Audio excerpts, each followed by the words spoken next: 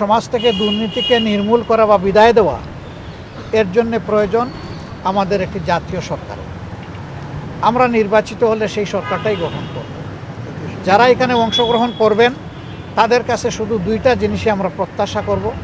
Number one, কেউ নিজে দুর্নীতি করবেন না এবং দুর্নীতিকে কোনোভাবে প্রশ্রয় দেবেন না।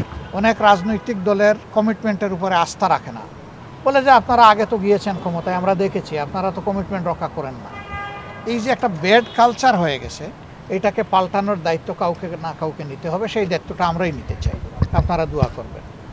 তারপরে তারা জানতে চেয়েছেন সমাজের বিভিন্ন অংশের মানুষের প্রতিনিধিত্ব কিভাবে হবে, সকল মানুষের সিকিউরিটি কিভাবে নিশ্চিত হবে, রোহিঙ্গা সমস্যার সমাধানটা কিভাবে হবে, এ নিয়ে আমাদের কি চিন্তা ভাবনা। নির্বাচন পরবর্তী সময়ে যদি আমরা নির্বাচিত হই, তাইলে প্রথম 100 দিনে আমাদের জনগণের প্রতি কী বক্তব্য থাকবে, কী করণীয় থাকবে, এই বিষয়গুলো তারা আমাদের কাছে জানতে চেয়েছে। তো আমরা বলেছি যে আমাদের সব কিছুই ফ্রেম করা আছে, আমরা ওয়ান টাইম যখন যেটা প্রযোজ্য সেটা আমরা সামনে রিলিজ করব।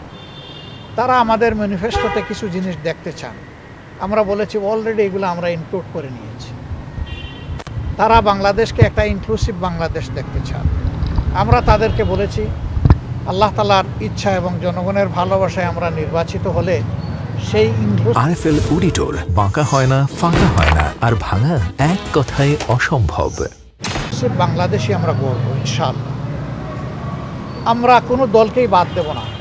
আমরা দেশের স্বার্থে দারুণভাবে আমরা অনুভব করি যে অ্যাটলিস্ট আগামী 5টা বছর দেশের স্থিতিশীলতা, ইকোনমি ফিরাইয়ে আনা, আইনের শাসন সমাজে কায়েম করা এবং সমাজ থেকে দুর্নীতিকে নির্মূল করা বা বিদায় দেওয়া, এর জন্য প্রয়োজন আমাদের একটি জাতীয় সরকার। আমরা নির্বাচিত হলে সেই সরকারটাই গঠন করব। যারা এখানে অংশগ্রহণ করবেন তাদের কাছে শুধু দুইটা জিনিসই আমরা প্রত্যাশা করব। নাম্বার ওয়ান, কেউ নিজে দুর্নীতি করবেন না এবং দুর্নীতিকে কোনোভাবে প্রশ্রয় দেবেন না।